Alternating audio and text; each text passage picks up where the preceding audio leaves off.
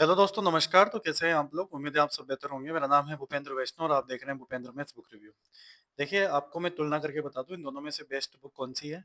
आप खुद समझना है इस दोनों किताबों को लेकर।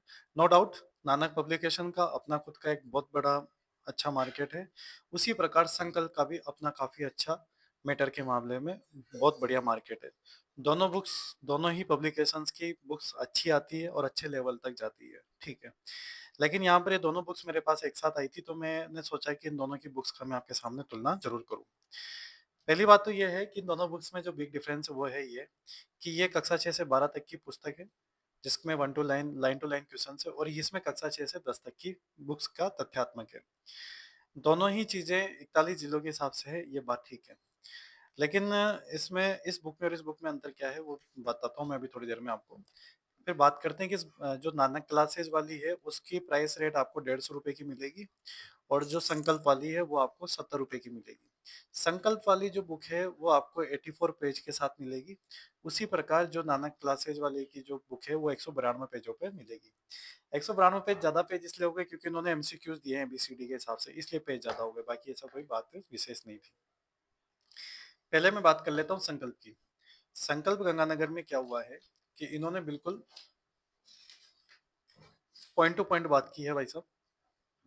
पॉइंट टू पॉइंट चीज़ों को यहाँ पर देखा है, किया है और समझा है। देखो आप, वन लाइनर के हिसाब से डायरेक्ट पढ़ने की कोशिश की है, तो एक तरीके से इनकी स्ट्रेटजी भी सही है।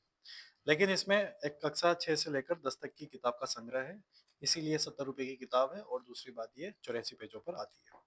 ये हो गई इसका सेगमेंट। अब बात करते हैं ये वाला सेगमेंट क्या है। 6 से 12 तक, वो कक्षा 6 से 10 तक थी और ये कक्षा 6 से 12 तक है, ठीक, पहली बात तो। दूसरी बात ये है कि इसमें चैप्टर वाइज ऑब्जेक्टिव क्वेश्चंस हैं प्लस इसके अंदर फैक्ट इस्तेमाल किया हुआ है। कैसे? मैं बताऊँ। जैसे अध्याय कक्षा 10 दे दिया जिसका अध्याय फर्स्ट है राजस्थान का इतिहास और एक परिचय।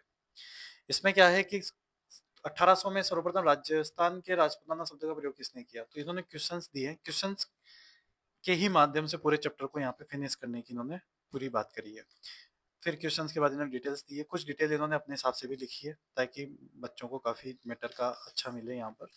मत्स्य से जनपद, इस प्रकार से ये बुक का इन्होंने निर्माण किया है। क्वेश्चन आंसर देकर डिटेल्स में समझा दिया है यहाँ पर। तो एक काफ़ी अच्छी स्ट्रेटजी होती है अलग तरीके से आरपीएससी के अध्ययन, सामान्य अध्ययन को निकालने के लिए।